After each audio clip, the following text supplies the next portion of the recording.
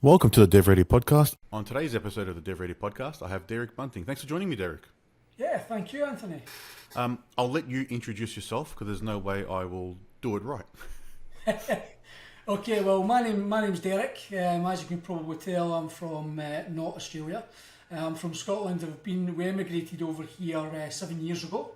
The plan was to run the business over in the UK, have a nice lazy day out in the sunshine in the beach over here in Australia, and then we arrived and noticed there was a lot of opportunity to help businesses here. So we've been running the business here and in the UK for the past 7 years now. A bit of background about myself. So when I came out of school, I joined Army for 4 years. Then I went back to uni to get a degree in business. Like most people, you know, I got a degree and I thought I was going to walk into a job of £40,000 a year, which didn't actually happen. So I started a business only because my friend was working with a car detailing company in Edinburgh. I went and started a car detailing company with him. Within 2 months we had 12 staff and we were doing a lot of money coming in, but with 12 staff that money just went straight back out again. And at the time websites and things were just beginning to be used for business purposes. I couldn't afford to pay for a website at that time, so I started developing our own website at the time. And what I would do is I'll go out on the business during the day, come back in, have a shower, have my dinner, and sit till 6 o'clock in the morning, sometimes trying to learn PHP programming. Oh, well. And then I would get the van ready and go straight back out. And that didn't last very long because when you're not getting much sleep and it's very difficult. It's very difficult. So what happened, that kind of evolved. The business continued to grow. I then got to the point where I was earning money online, helping other people. I then sold the car detailing business and proceeded with web design it was at the time, because there was no SEO, there was no marketing online and things like that. Yep. And here we are 21 years later. We are now what I would consider ourselves being a growth agency, so we help our clients' businesses growth from a holistic point of view, integrating marketing, sales, kind of RevOps and technology to help them grow and scale their business. Okay, so there's quite a variety there, and I can see how the foundation was laid as you started with the detailing and had a business to grow, and then learn how to manage. Yep. Because you just started, and then learning how to manage the work versus probably getting new work in versus managing the staff as well, and then yes, and then teaching yourself the new skills, because you probably couldn't employ people to do that work either, and it was very early on as well, so it was a very specialized thing. So along your whole journey and where you're currently working, before we dive into sort of the other side of what we'll take into, is what do you enjoy about what you do at the moment, or which is your favorite part of the area that you're working in? Yeah, I mean, I absolutely love helping people, generally with anything business related, really, or even self-development. I'm an avid reader and spend a lot of money on courses and things, so I just love helping people. The bare bones of what I do in terms of software and business and marketing and sales and things like RevOps, and helping people organise that kind of stuff and seeing their business grow, and it's really fantastic, especially when you're turning over an extra couple of million in 6 months' time. But I think my passion really is the whole software and technology side, and with the advent of AI, for instance, it's really great to come up with an idea to a solution, really, where there's a problem that already exists, and run with it, and then boom, you've got something that helps reduce a lot of time and effort actually in the execution. Yeah, you can solve a lot of problems really quickly now through AI. But absolutely, I think there's probably still a lot of businesses, and you probably see this as well, a lot of people trying to find a problem to solve with a product that they've made or a solution, and then that could be why they're struggling with what they're doing, is because they're not hitting the mark or not hitting the right customers, not providing the right value in the right places to be able to get to that point where they should be succeeding. That's correct, 100%. Do you see that as probably one of the main causes, that they haven't surveyed the market and understood what they're trying to provide, or they don't understand how to position themselves correctly? Yes, I mean, really, pretty much every business that we work with, whether it's a small organisation to a large organisation, you'll be surprised how many businesses don't have a business strategy. A lot of the businesses go into business because they're good at something, and they're I'll good put at my doing hands up for that. Yeah, and that's pretty much all they do, and it's good for us because when we go in, it's like there's fruit dangling from the street, the tree everywhere, so we can make a big impact really quickly.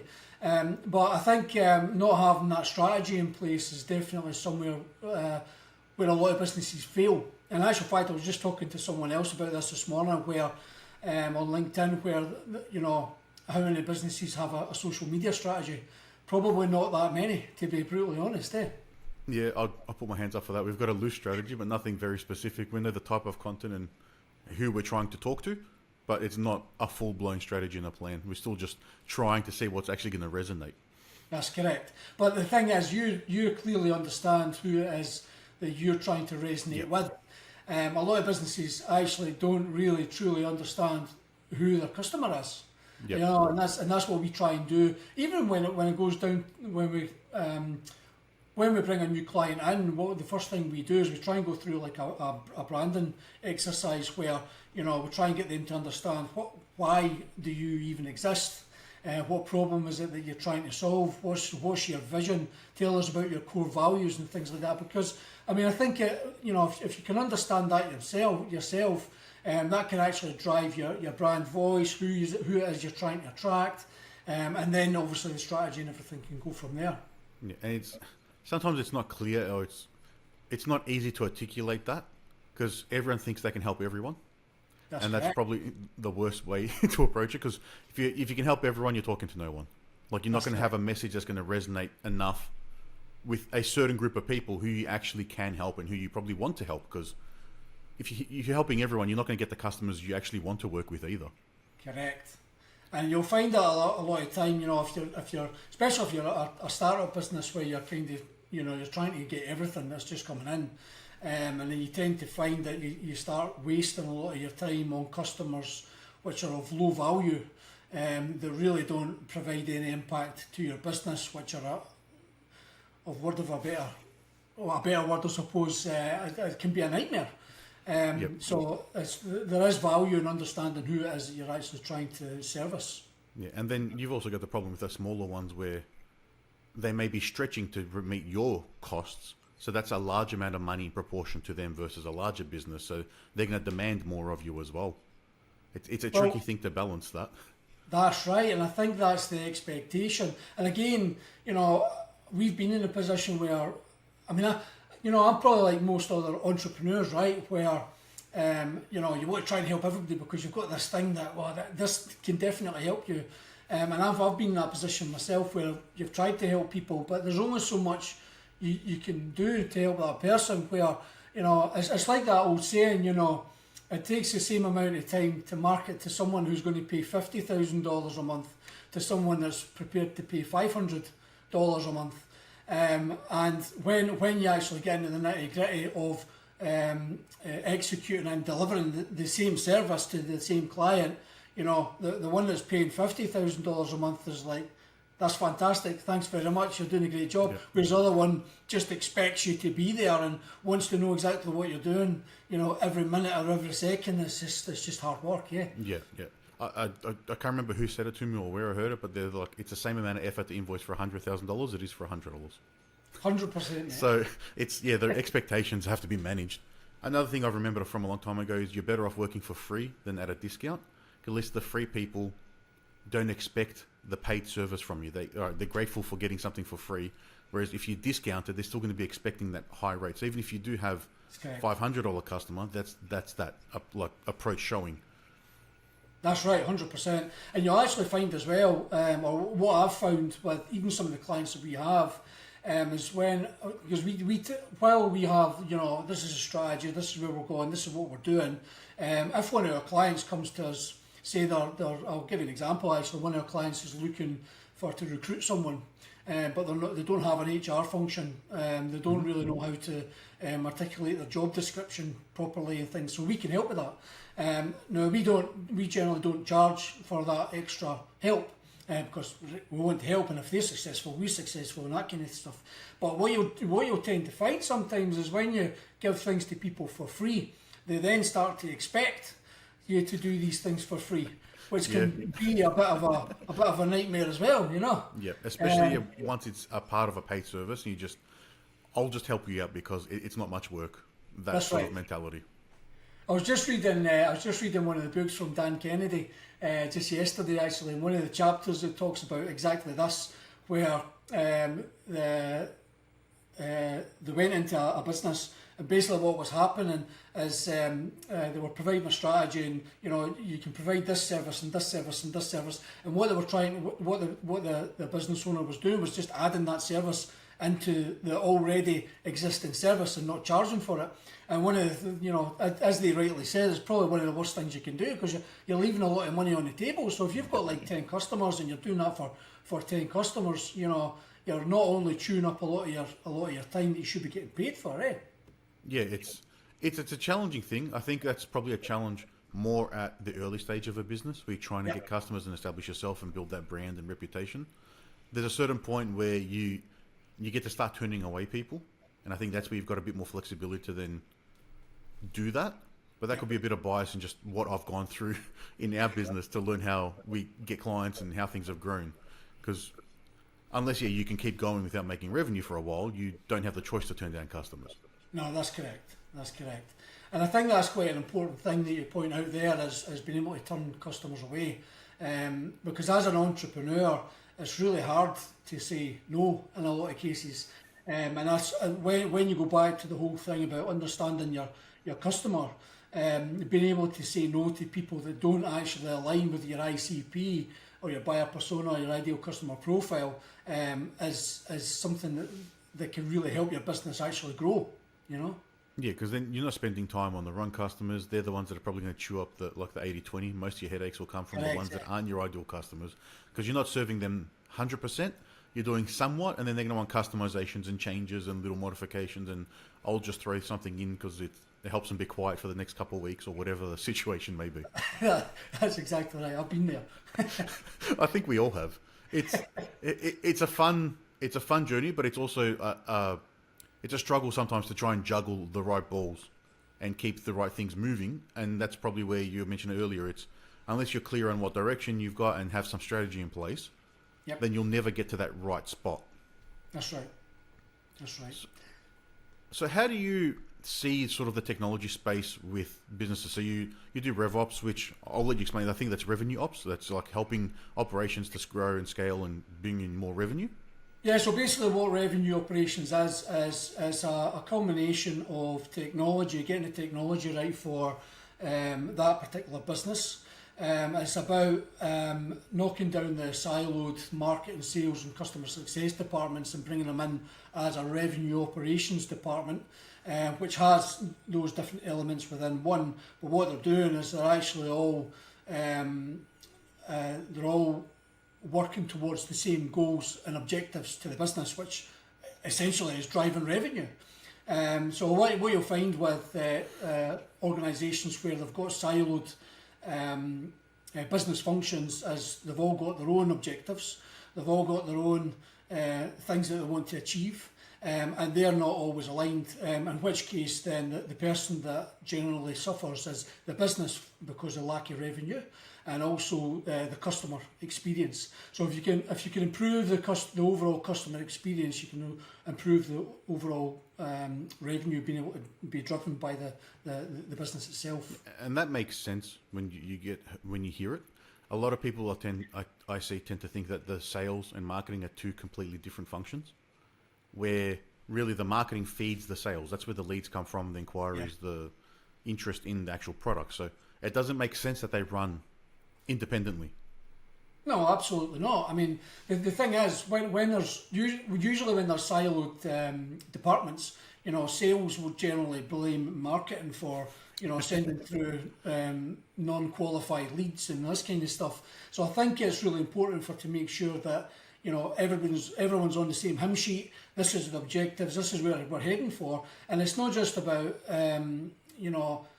everyone heading for the same objectives. It's about being able to deliver the same message and same experience, I suppose, to the customer. So if marketing's saying one thing, for instance, then you get to sales, and their objective is to try and generate as many sales as they possibly can, and they tell a slightly different story to the customer from what marketing did, that can cause a lot of rift and problems. And I suppose in a lot of cases, customers will then vote with their feet, and then that customer can be lost. Yes, it's really crucial to get them working together and humming nicely, so then you can actually have a unified experience across pre-sale to the actual sale, and then I'm guessing upon delivery and long-term maintenance or care or whatever you do after you deliver your actual service or product. So when you say technology in this space, I know you said you've self-taught engineer, you've got PHP. Are you talking about custom apps, or are you talking about getting technology in place such as CRMs to help the process or automation tools? Yeah, so I think, probably both there. I mean, what we like to try and do is try and build a lot of our own products, because like when I first started developing software, for instance, way back in the day, we're developing a lot of open source applications, a lot of e-commerce like Zencart, and then it was Mambo, which merged into rebranded to Joomla, and then you've got WordPress and all this kind of stuff. But I think there's a lot of value in custom applications, especially in websites and things, and you'll probably know this yourself, so that what you can do, like for instance, if you're developing a website application for a customer in Joomla or WordPress or any other open source application, there's a lot of barriers, I suppose, and there's a lot of nuances with that particular piece of software which might not be the best kind of software to use for that particular purpose. Yep. So what we done 5 years ago is we started developing our own CMS using the Laravel framework and Livewire and Tailwind and all this kind of stuff. And really the whole point of that was to actually reduce our time to market for the customer, and also reduce a lot of the coding required and things to just get a system up and running, which is already SEO optimized, so you don't actually need to get 100 plugins just to get SEO working and all this kind of stuff. Yep. So there's a lot of companies now starting to embrace the custom solutions for their particular business, because one size does not fit all. And that's just the way it is. Yep. And I think with the advent of AI, you've got HubSpot, which has been around for a long time, and a lot of these other integrations. I mean, when we go into a business, it's a larger organisation. They've got so many different systems that they're not using, or even some systems that they do the same thing, that they're paying money for. So we can go into a business and we can generally save them like $2,000 or $3,000 a month just on their applications that they're not using. And a lot of subscription bloat. Someone signs up to something. Yeah. Someone may sign up to the same thing and didn't know the other person did it, and you're paying for 2 different accounts. That's right. Yeah, competing products. I'm sure there's probably people who have got Salesforce and HubSpot and Pipedrive and ActiveCampaign, like everything all together. Just it's hard to keep track of it, and especially like you said, if it's not a unified team doing those things, then that's going to be where you fall through the cracks again. And then $2,000 to $3,000 a month, it can be significant. That's a bit of money a year. Look, there's nothing to sneeze at. Yeah, I mean, when we first arrived 7 years ago in Sunny Mackay up here in North Queensland, I was actually consulting with a non-profit here, and they were using a system called NetSuite, which is an ERP system. And now generally what happens with larger organisations, Salesforce do it, HubSpot do it, Oracle do it with NetSuite and things, is they offer non-profit discounts. So even just by consulting with them in that first month, we saved them $72,000 a year, just by negotiating the non-profit discount, which should have, in my personal opinion, been negotiated at the beginning anyway. But unless you know these things, you don't know what you don't know, right? Of course. So it does really help the organisation. Yeah, and That phrase, "you don't know what you don't know," gets people into a lot of trouble. It certainly does, mate. When they think they know. I'll add that in. It's they think they know something, but they really don't know what they don't know. Like you're getting into an industry you don't know anything about, or a tech field, or whatever it may be, and that's like that. So unless they actually have done enough research and understood that these tools do offer non-for-profit discounts or even free tiers on a lot of them, right, because you're a not-for-profit, then they wouldn't even know to ask. And the salespeople aren't going to ask that question because it's not hitting their quotas. That's correct. They're not hitting their targets. So it's not in their interest to give you a not-for-profit discount. That's correct. And you'll find as well that, when you're doing these kind of things, you'll find that sometimes if they're working on it in a kind of siloed environment, marketing, the technology that marketing's using is the same technology which sales could be using, but they've chosen something completely different which does the same kind of thing. And again, it's having that alignment with technology, which is probably the first thing you do in a RevOps situation, is to try and streamline things and make it much more efficient, Yeah. And what you're probably finding in that scenario is then there's a third tool that's come in to sync between the two tools. Yes. To keep the two systems in sync. Absolutely, 100%. And that probably comes down to sort of the point you touched on then, which is the not one-size-fits-all approach, which is if you use an off-the-shelf tool, you will need to adjust your processes to fit the way that software operates. That's right. Our bread and butter is building custom software for people. Yes. Whether it's a Shopify thing with a custom integration to an external ERP that doesn't have anything, and we're building that custom thing with their logic and the way they operate their business on top of the ERP into it, or it's a custom app and an API that operates, and that's why you're doing your startup, because you've got something different. That's correct. There is always going to be a limitation in how you achieve the outcome if you're using off-the-shelf software. And then really the distinction then comes down to is what you want to achieve the novel part of your business? If it is, then you probably have to go custom because you won't be able to achieve it the other way. If it's not, then the off-the-shelf is definitely for you. And we're an advocate of both models. Like, why build if you can use it?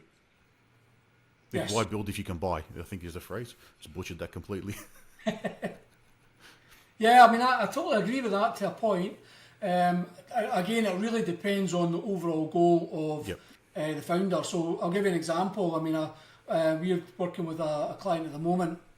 It's a cleaning company, and basically what we're trying to do is we're trying to help them scale. And the way we're going to do that is try and implement technology so that, for training, for product ordering and things like that, and to take the business to where it is, which is a local company, to something that's more national and franchised out, where franchisees can be managed within this software and marketing can be done and all this kind of stuff.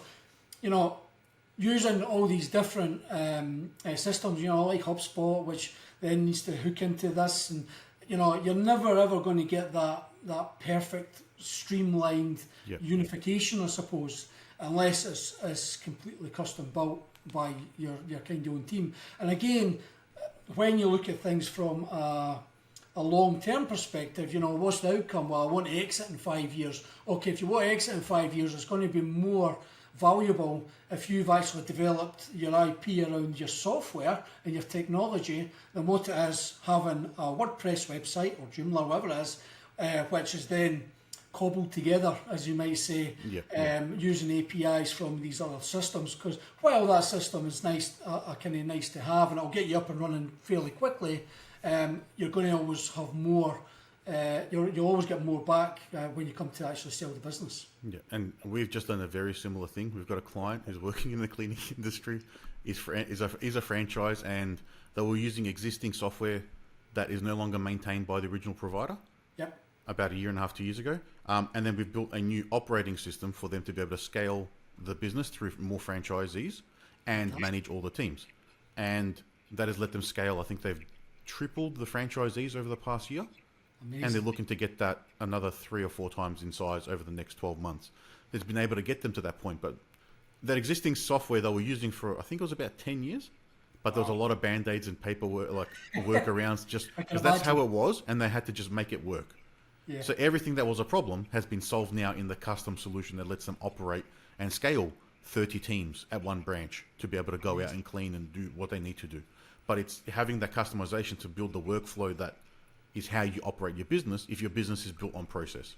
That's correct. Systems and processes. That's exactly what we say to them as well. Because I think when you're coming to, I think there's a lot of big cleaning organisations or facility management businesses, but when you're talking about a kind of mom and pop type operation where they're hitting maybe 500k, maybe a mil, and they want to start moving into this other direction, it's really important to try and do exactly what you were just talking about there. I think what can sometimes be a problem, especially in software, is trying to get them to understand, to see the vision of where you're kind of going and try and match that with the cost associated with actually developing the solution to get it to a point where you can actually do that. And once you actually get to that point and they can see the benefits, it's one of these things, I suppose, in hindsight, if I knew that this was what I was going to do, then I would have probably done it earlier.